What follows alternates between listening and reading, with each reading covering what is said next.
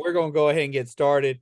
My name's John Owens. For those of you who are from other associations, I know this call and our training this year is a collaboration between Southeastern Triangle or the RTP region, Triad, and Coastal. And I do the training for us down here at Southeastern. And so we're going to be doing I'll be leading this session. There'll be others of us leading other sessions. Basically, we wanted you to do the attendance early because, as you saw, it asked for your experience.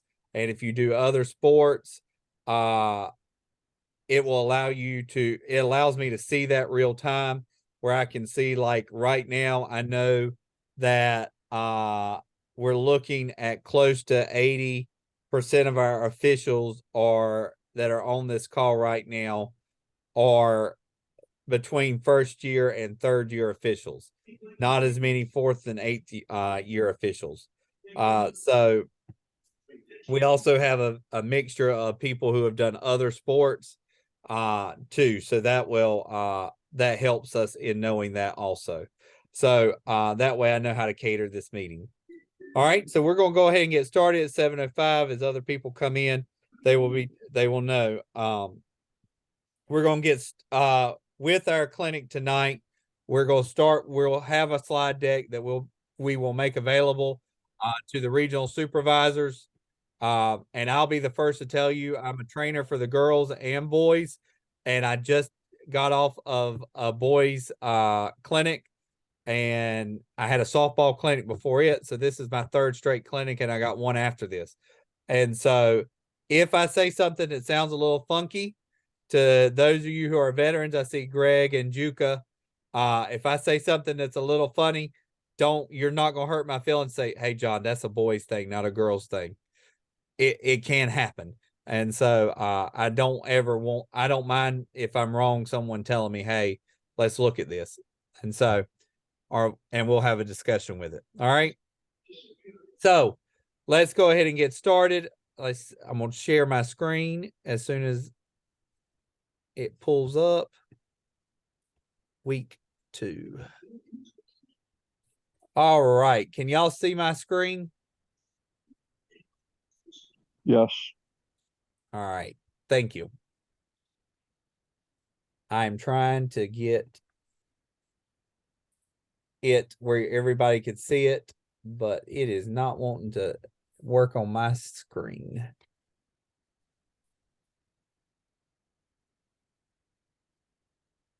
There we go.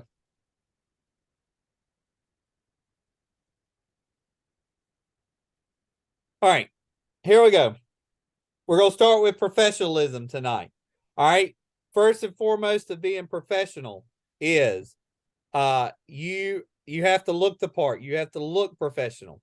All right. In that, our profession, it requires black and white stripes. 1 inch is required. All right. The 1 inch is the standard that most people will wear. We do have some football officials who are new, or people who've done football. If the whole crew has 2 inches, 2-inch stripes, those are approved also. But the whole crew, if you are new, buy you at least 1 inch long sleeves. Black shorts, pants, or kilts are appropriate. I'll also at the top, we'll go ahead and say this for those of you who are in Triangle and those of you who are in Southeastern. I know those two associations. You can wear a solid black jacket. JJ's philosophy is, hey, I want you to be comfortable when on the field as possible. So if it's raining, wear a black rain jacket. If it's cold, wear a black jacket on the top. You don't have to show stripes, just wear black. So mostly black shoes. Again, we talked about the black outerwear. The things you're going to need is a card set. They come on a little ring, red, green, yellow cards. JJ's secret is you put masking tape on the back, you can write on it. I'm one of those that has a little billfold that I can open up and I can write down on a sticky note hey, this is who my cards are.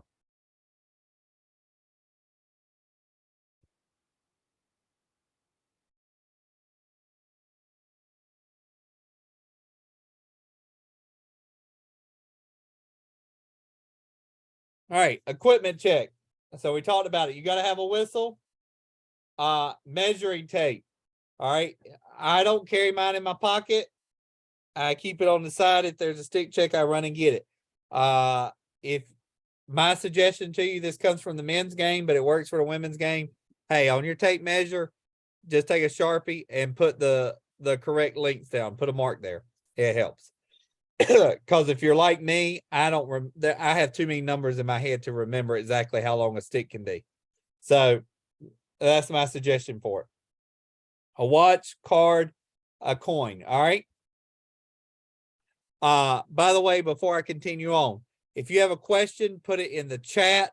JJ is looking at the chat and he'll answer the question, or he will remind me to answer it when it's appropriate toward the end, or you can raise your hand, but try the chat first.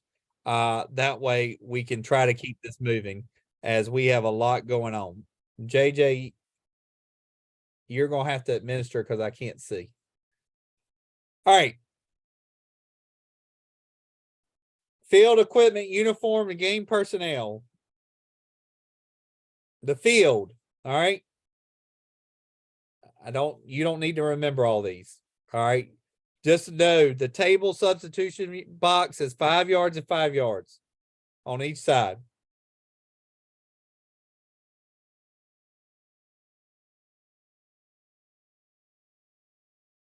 Restraining lines are there for the use of on the draws and also to offsides. So the team substitution area is a total of 10 yards. All right. Notice this is really important. It seems to be more of a problem in the boys' game than the girls' game. The players have to give 4 meters for the coaches. All right. The coaches area, that's who are there, the coaches. Nobody dressed need to be in the coaches area. If a coach needs to talk to a dressed player, then they can step back out of the coaches area, talk to the player, and then come back in the coaches area. All right.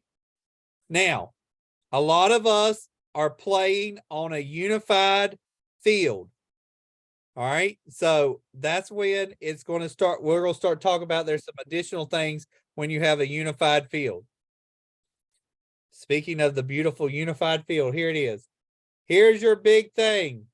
You are going to have a coach's box in a unified field. If there's a unified field, a coach's box is there. They have to abide by it. Now, I'm going to tell you what we have historically done. JJ, you can interject if you would like to change it for this year. If a coach would like to walk down past the coach's box in order to coach her team, or he would like to walk down and coach their team, they can do that.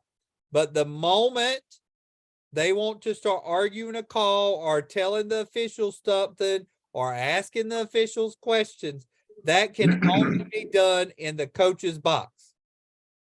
And it actually becomes entertaining because the coaches have to sit there and start, oh, I want to argue this call. I'm all the way down here at the goal. And you see them sprint to the box. Well, halftime, by the time they sprint to the box, they forgot what the question was and they want to go back and coach. But JJ, I heard you open your mic. So you want to change that for this year? No, that is fine. And I'm not saying you have to make the coaches get back, but if they take a step on the field and they want to ask a question, I have no problem with you answering the question. But before you answer the question, just walk them back to the box and tell them, let's go back to your box and I'll answer all your questions. And that's the same way. That's how we did it down here last year. Is when if they were outside the coach's box and they asked the question, hey coach, I'll answer questions from the coach's box.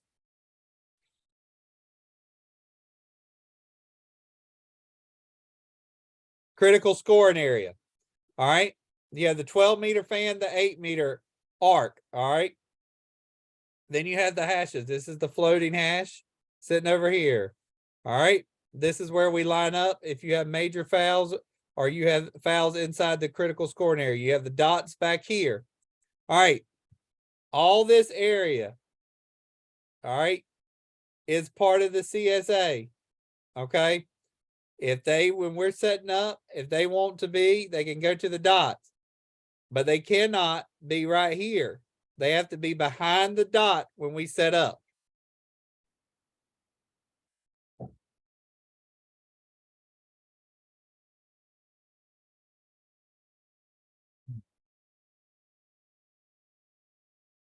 All right, so that gives you the better name. You have the center hash. That's our most common. First inside, second inside.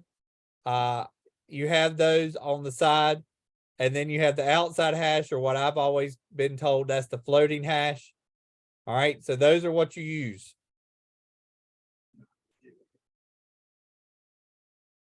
All right, good goals and bad goals. All right, you got to have a rounded edge. It cannot be a sharp point. All right. I haven't seen a bad goal in the last 5 or 6 years. The ball shall be yellow, bright orange, or lime green. This is the most important part, and what I have seen on the field is it's got to have this stamp where it says meets not say standards. It ain't gonna happen all the time, but it's got to say that. And if you pick the ball up, this is what I would just tell you. Hey, we got to start with that being Nazi. All right. Got to look at it. All right. Every time else you touch the ball, just look, make sure it's got the stamp. Just look, take a quick look. Hey, I'll be, if you got the time and they set the balls out earlier, which normally neither happen in a girls game, but if it does, you can walk the baseline and or the inline and just check and make sure that all the balls that they've set out have the stamp. But the most important, the game ball that we start with has got to be, because there's no excuse for us not to be able to do that. If you have a 3-person crew, hey, that's what you start with. Hey, go check the nets, go check the balls. Like I said, at any point, y'all, you have questions, stop, but if not, I'm going to continue moving. All right, equipment that is required. They got to have a cross, uniform, protective equipment, and personal equipment. The cross. In the field player, the stick is between 35.5 and 43 inches long. Ball must move freely in the pocket. The top of the ball must remain above the sidewall on both front and back of the pocket. Rule change this year. You don't have to put pressure down on the ball in order to did you get the fly? Mike's shooting flies, it looks like. I hope you got it. Them things are cool. So remember the rule change. Sorry, in case y'all don't know, I have ADD really bad and I love those things. So don't put pressure down on the ball, or don't throw the ball in there to get that pressure. Just run it, run it. Goalkeeper between 35.5 and 52 inches long, maybe in synthetic or mesh. Ball must move freely in the pocket laterally and lengthily.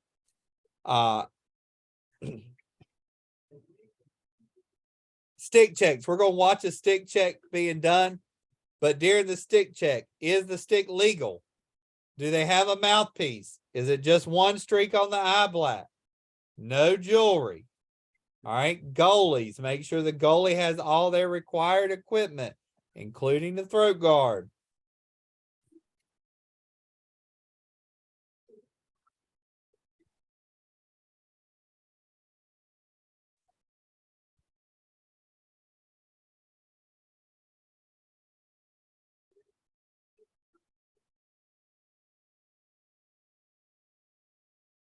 Notice how she puts it in, rubs it, checking to see the ball doesn't go past the sidewall. Now she's supposed to check the backside too. I didn't have a lot of YouTube videos to look at.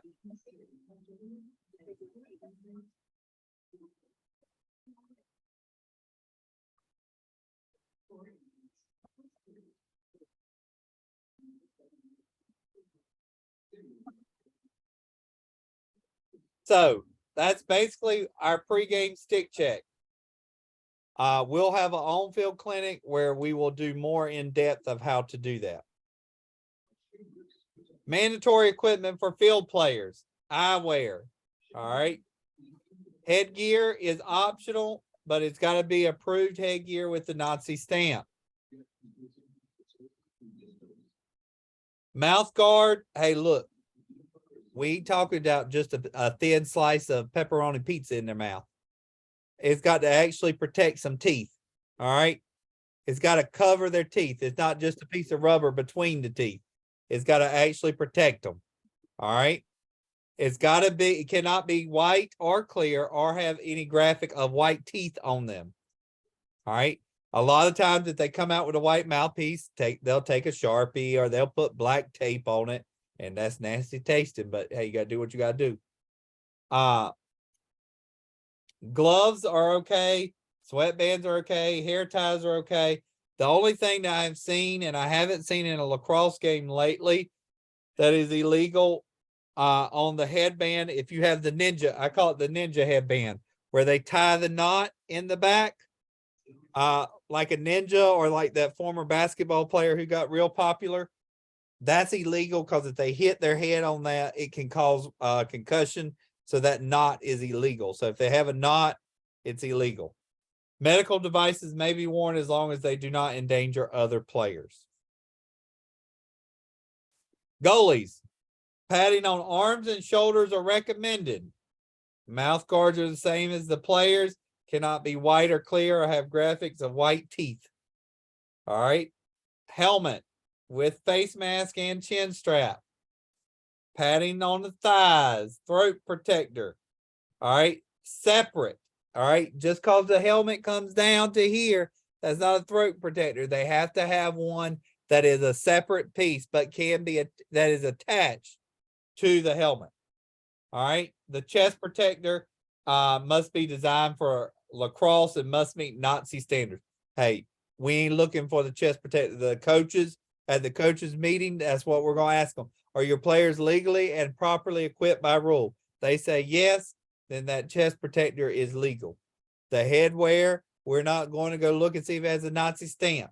We are going to make sure that it has the throat guard. We can see it.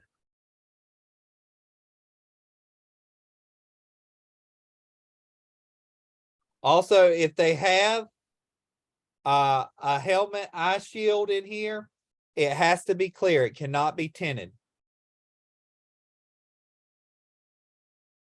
All right, that shield is not allowed because it's not clear. All right, that gives you a look at the current players with the required equipment on.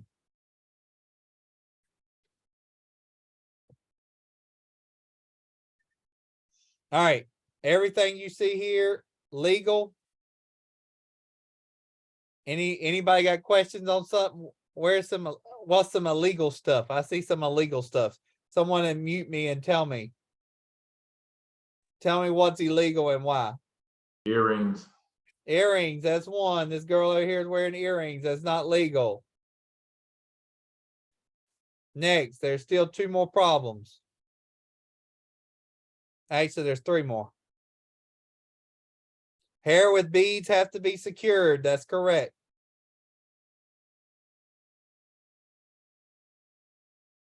There's 2 more.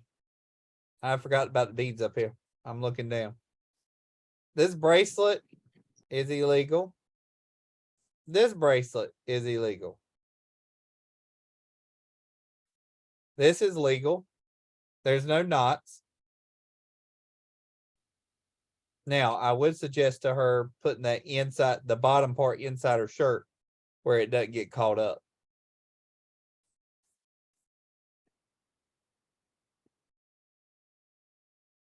All right. Jerseys do not have to be for the field player jersey must be a single solid color. Kilt, shorts, or pants, same dominant color, do not need to match the jersey. Home team or light jersey, visitors team or dark jerseys. The goalkeeper jersey must be the same color as the team. They wear pants or shorts the same color as the team, or white, black, or gray. So a lot of times the goalies will want to wear sweatpants while the girls are wearing kilts or shorts. Then it's got to be the same color the team is.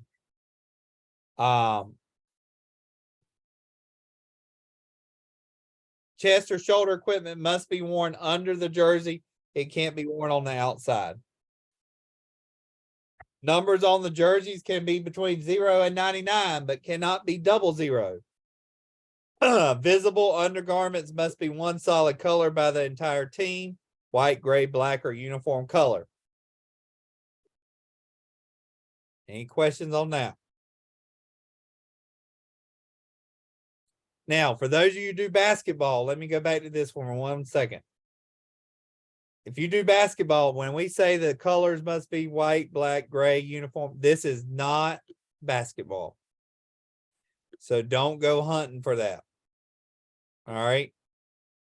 It is not illegal equipment if they're wearing white jerseys that have black sleeves. Long as it's solid. Any number up to 12 players on the field at one time. One may be a goalkeeper. All right. Only person allowed inside the goal circle when the offense has the ball must be a properly equipped goalkeeper. Head coach at the meeting must certify equipment is legal. They can request a timeout, must submit the roster to the scorer 10 minutes prior to game. Ensure the game timer and score are on hand and the field is safe for play. Also, that's what the game day administrator is. Game day administrators' names need to be written in the book by the referee, and they need to speak to them but before the game starts, just to make sure they know who they are in case they need them. And they are the one who handle game management issues. More details on that will come for the Triangle when JJ has his state clinic.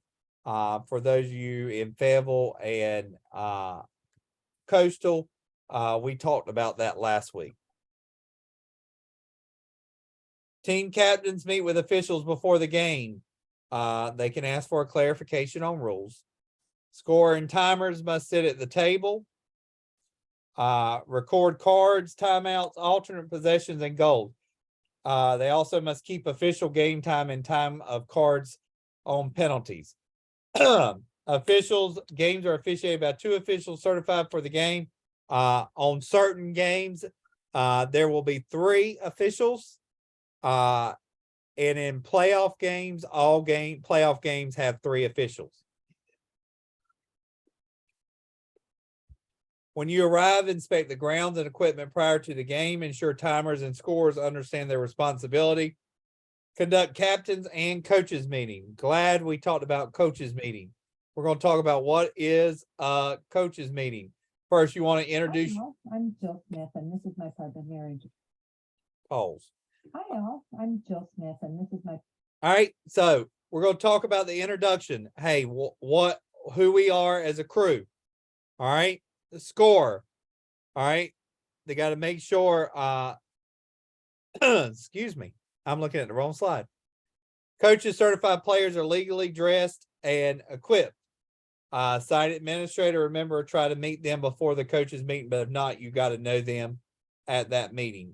Field markings, any issues there may be, and do the coin toss. We're going to listen to an example of a captain's or coaches meeting. Partner Mary Gray. We are your officials for today. Captains and coaches, please introduce yourselves. And who will be our speaking captains today? Great. Coaches, if your players have any questions, please have them go through the speaking captain. Coaches, will you certify that your players are legally equipped for this level of play? And coach, do we have a game administrator on site? The weather isn't looking too good. Do we have a designated safe area for each team to gather if we do have to clear the field? Okay. Regarding the lines, all the lines on this field are red, the boundaries, arc, fan, and goal circle, but the restraining lines are yellow. Captains, we will now toss a coin for choice of first alternate possession or end of the field to defend. The USA Lacrosse logo is heads and the zebra is tails. Visiting captain, please call it in the air and I will let it hit the ground. It's head. Would you like the first AP or to choose which end to defend? Okay, home will defend this end and the visitor will have the alternate possession. Do you have any questions? Okay, we will do stick checks and then begin the game when the clock is at 0. Good luck. I think they do a good job there of presenting an ideal what that looks like. All right, table personnel. All right, you have, excuse me, introductions. Hi, we're the officials for today. Score, make sure all the players are listed in the book. Record goals, timeouts, cards, AP. Blow the horn for a legal substitution. The timer set the clock for a pregame protocol. Halftime, stop the clock on our signals. Start the clock on the whistle. Timeouts 2 per game and 1 per overtime. Timeouts do not carry over. You get 2. So just make sure you know that. Mercy, 10 goals, go and stop. So we got a running clock as long as there's a 10-goal difference. So one of the things we found out last year, we got a clarification on is the moment that the goal goes in to create that 10-goal differential, that clock starts. It doesn't wait on the draw. It starts immediately. The moment it goes under 10 is when it stops and reverts back to normal time. All right, we're going to hear an example of this, of what that table personnel meeting should sound like. Okay. Are you the timer and scorer? Okay, if we review what your duties are today. If you have any questions during this, just please ask. Which one of you is the scorer?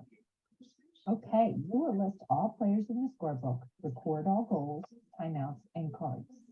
We will also let you know who gets the first alternate possession after the captain's meeting, and you can record that in the book too.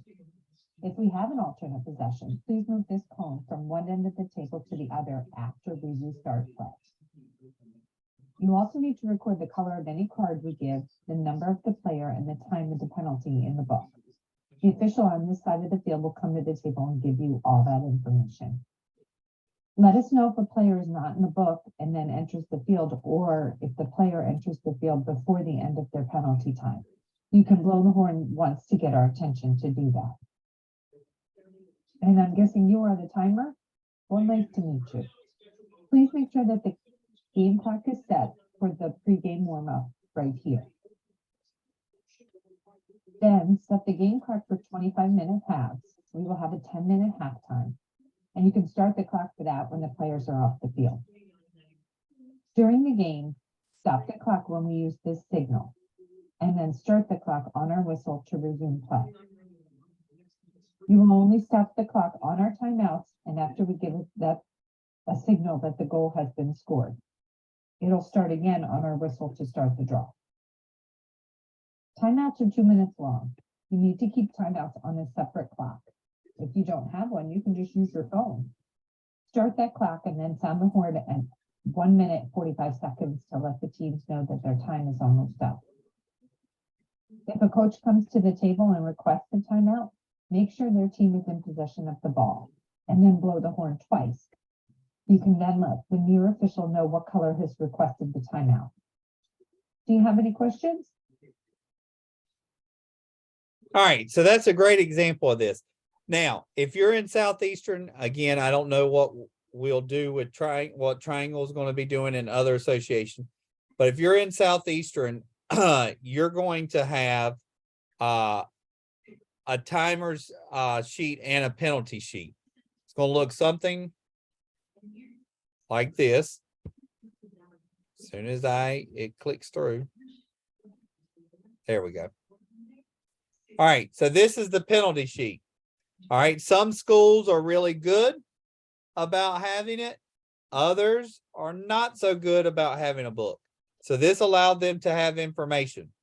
And I will release this back over to JJ to tell his story of why this is important. Okay, can everybody hear me? Can you hear me, John? Yes, sir. Okay, there was a situation where we had a game where there was a lot of fouls called. and a lot of cards given out. Team was playing down 2 players. And the assistant coach called me because he knew me because of the youth program, because I usually don't talk to coaches. He did not complain about the officials and said the officials were doing the job and making the calls and calling fouls. But he was concerned about his player, that they were targeting that one specific player who happened to be his daughter, and also wound up with a concussion, staying in the hospital overnight. He sent me pictures of the player, of the plays, and he also sent me the scorebook. So obviously we can't do nothing as officials, that he's going to have to go through the AD, and they're going to have to go to the AD to the other school, and it has to get resolved that way.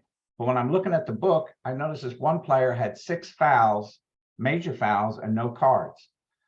So that's my pet peeve, is persistent infringement. If you get a player that's constantly committing major fouls, that needs to be dealt with on a 3-strike rule, I guess. You warn them, card them, and warn them. Second one, you card them, and then just give them a, make the call and warn them. The second time they do it, give them the card. And the third time they do it, give them another card and send them out. And just remember that a card counts, is a warning for everybody on the field. And this is the way we're going to get control of the game back without me seeing players with a whole bunch of bruises on their arms. So we developed this because every time at a girls' game, there's always somebody sitting at the table keeping the stats, but they always have a friend there. So this is a good way to put the player's number down, and if they commit a major foul, and then at halftime, the officials can go over and look at that card and say, okay, we've got a player with already 2 major fouls and we haven't given her a card yet. We need to tighten her up and keep an eye on her. So this is like a reminder for the officials to say, hey, there's one player with a couple of major fouls. It's worked well in the boys' game, and it will work well in the girls' game because it helps preventive officiating. And I've asked the officials to take a picture of it and send it to me in a text. And they don't have to, because the coaches like it and they keep it. They've asked if they could keep the form, and that's when we started taking, the referees would take a snapshot of it and just email it to me in case there's an issue in the game.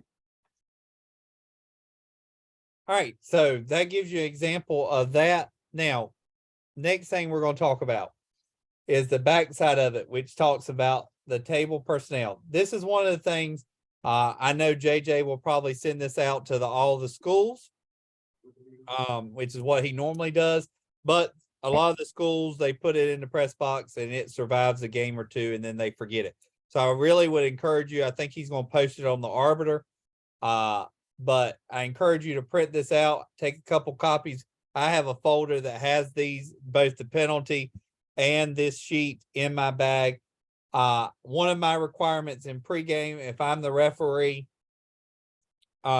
myself or either whoever is on the game with me, your job is to meet with the person who will be running the clock. Now, at a lot of our schools, that person that's running the clock will be up in the press box and your scorekeeper will be down on the field. So go brief them, take the time. It's the best time you're going to spend is going to brief them about what to do. And this gives them a reminder of everything that's going on, both the table and the clock operator. All right. Take that time. If you're with me, Yeah. Yep. I have a meeting with all the president of the conferences up in Raleigh on Tuesday. And one of the things we find that works in other sports is the clock operator has to meet the referees on the field. And that's what I'm going to ask them. So we'll see what happens. We'll see if that happens. I hope. That's because, like, if you're at Holly Springs, that's a long walk up there. The big thing about this too is if you work in Southeastern, you're gonna have radios. If you work with me, and some of the other ones who have the push to talk radios, they're gonna normally put a walkie-talkie at the table or a walkie-talkie at the table, so at the in the press box, so that you don't have to yell up across the field and embarrass anybody. They can just make time corrections. If they have an issue and need to ask you a question, you can hear it also. So that's just something else to look. Radios have been a lifesaver in training new officials and making the games go smoother. But again, I'm not the radio person, but JJ I think will talk more about that later at the state clinic.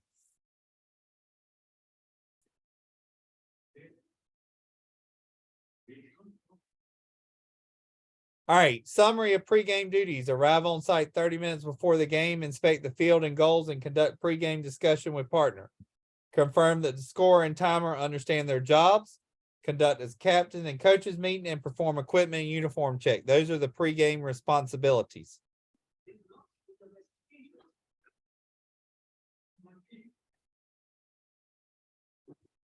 We're going to skip this for time's sake. Any questions on that part before we go to two-person mechanics? Seeing none, I will proceed. Two-person mechanics. This is our final section for tonight. So our most used mechanic is the two-person style. The goal of two-person position is to put us in the best position to make the calls that allows us to keep the game safe and fair. We work as team out there to cover all the field as most efficiently and consistently as we can. Scores table. Here's an example of the field. You have the table side official or far side. For if you work other sports, I saw a lot of basketball people on here. And if you work men's lacrosse, we use these terms. So interchangeably, we say trail or lead. The lead is the one that's on the offensive down low. The trail is the higher official up high. So if I use those as fear, table side officials should be more experienced of the team. They will run the coaches and captains meeting and will discuss the responsibilities with timers and scorers. The far side could be less experienced, but they will play a key part in everything that goes on during the game. Areas of responsibility. Lead and trail, lead and trail. You see them using the term. The green area is the table side official. Excuse me, not on this graphic. The green area is away from the table. The white area is where the table side official is. The shared area is the gray on the screen. So you basically take the field, draw a triangle down the middle of it.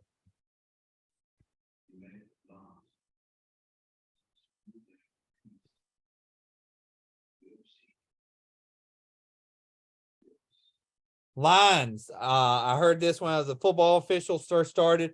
Our biggest thing as officials is we all officiate lines. The lines that you're responsible for. All right. You each have a baseline or an end line you're responsible for, and you each have a sideline you're responsible for.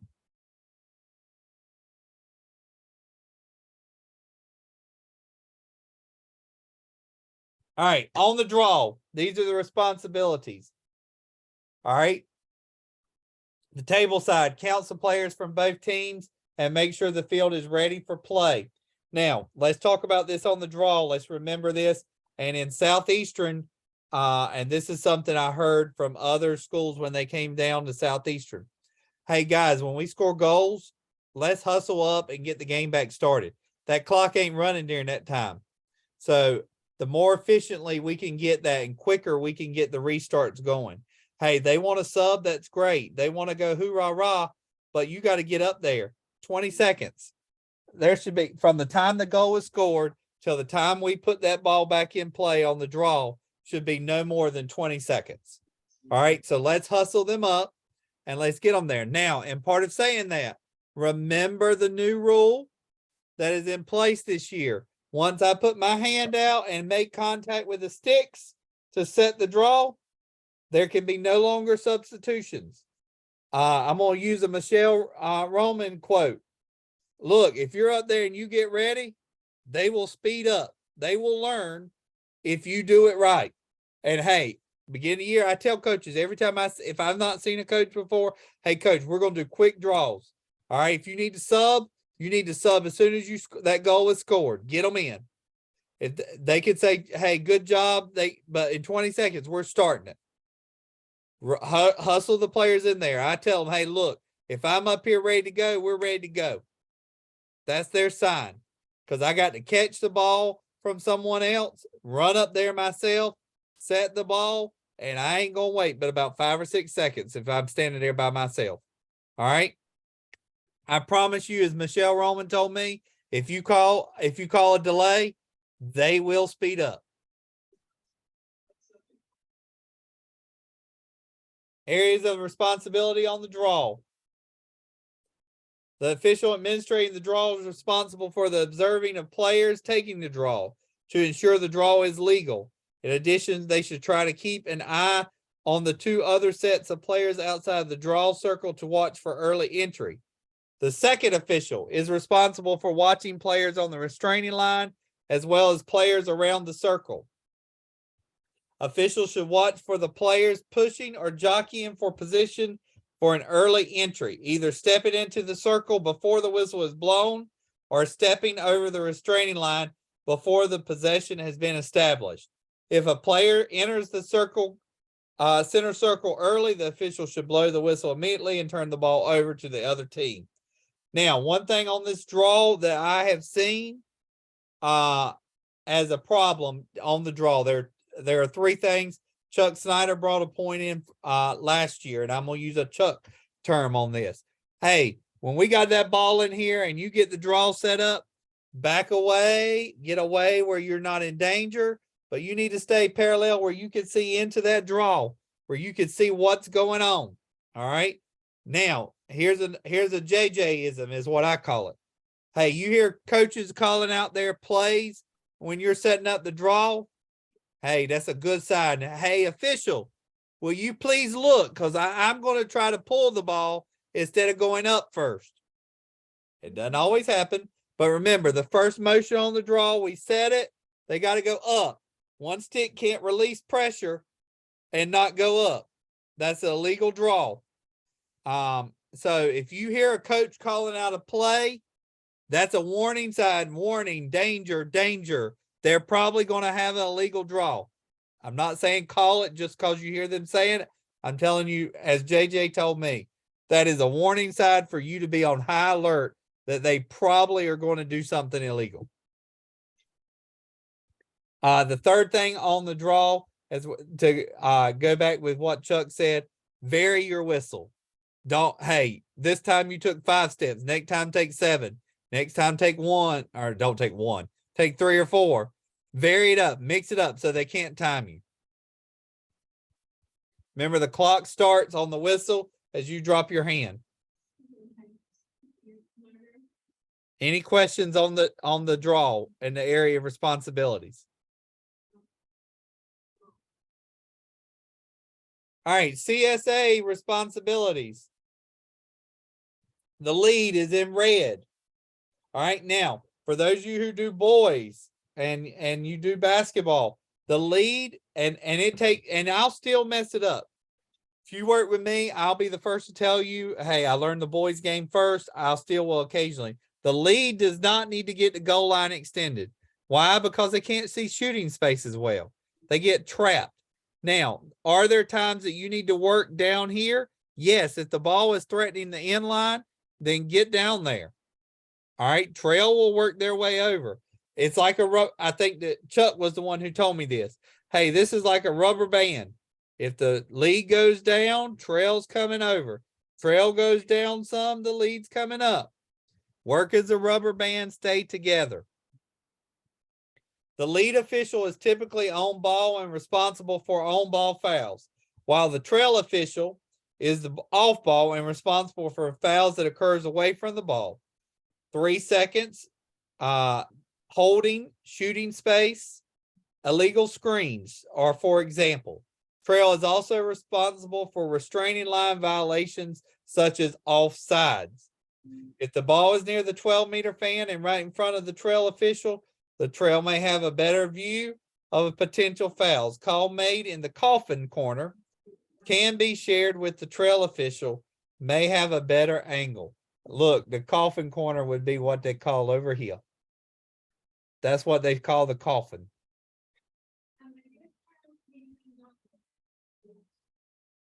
So that gives you an idea of the trail. And we just talked about what they're looking for. Those responsibilities. Lead is on ball, shooting space, on your side of the arc, goal circle activity, in line, and sideline boundaries, off ball fouls on your side of the arc. While the trail's looking off ball fouls, shooting space on your side of the arc, restraining line violation, dangerous propels, and dangerous follow throughs. We will go through what those fouls are in another clinic.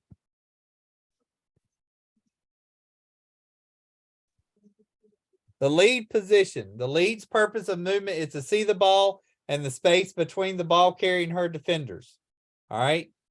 I'm telling you, tangents work best. I deleted everything in quadrants. But they do talk about look at your quadrant. But to me, tangents get that best angle where you can see into what you're looking at.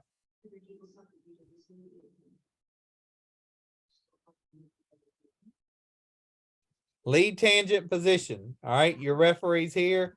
Ball's coming in here. You want to be at a 90-degree angle from the ball.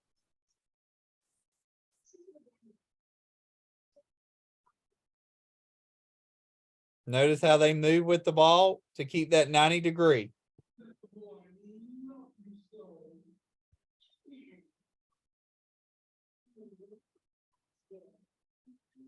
Again, they stay with the ball. That's where you're needing to work low because the ball is out here near the floating hash. Transition, trail to lead. Stay ahead of and outside the ball. Hey, look, I will tell you this in a heartbeat. That ball will outrun me 95% of the time.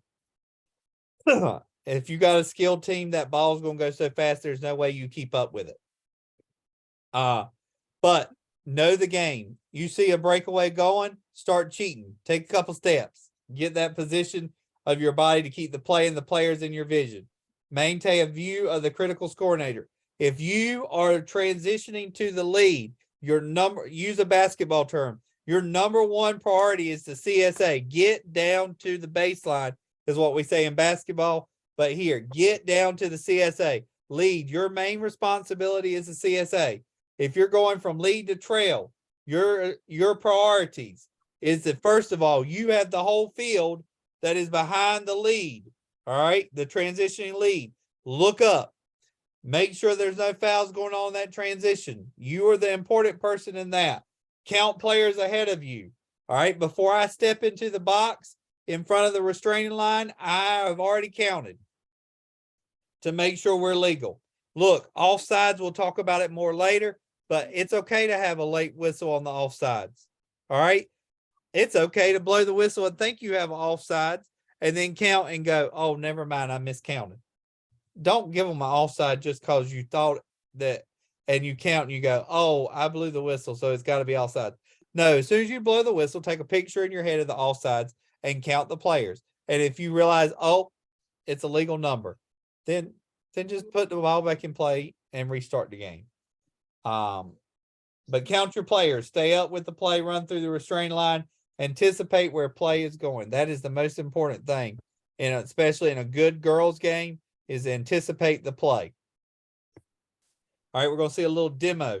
When the ball transitions from one end of the field to the other, the official's responsibilities shift.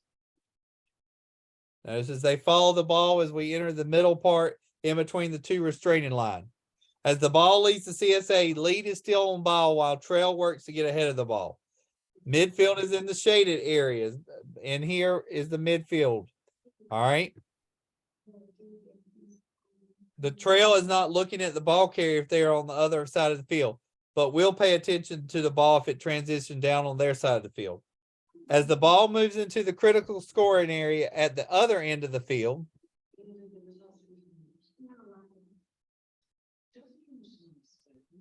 the new lead positions to get ahead to receive the play as it comes into the CSA. At the same time, the new trail keeps up with play, always running through and past the restraint line to help the official at that end. Restart guidelines. Officials manage restarts in their third of the field. Each official always manage restarts on their sideline and in-line boundaries.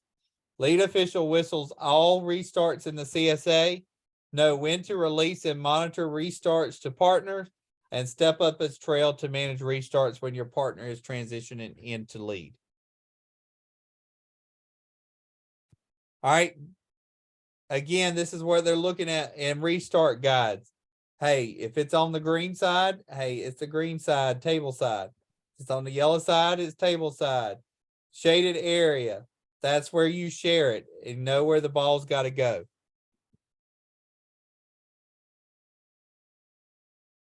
The lead always restarts play in the CSA. Self starts are not allowed in CSA, so the lead will whistle to start all play. Trail supports the restart by helping to ensure the penalty zone and our lane is clear and that the play is ready to start.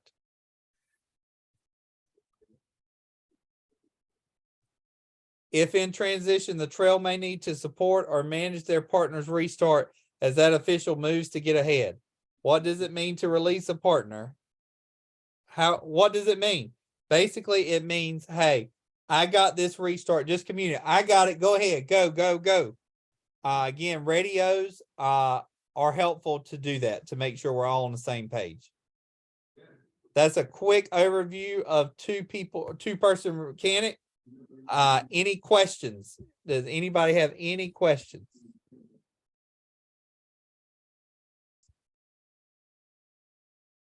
JJ, you got any final comments?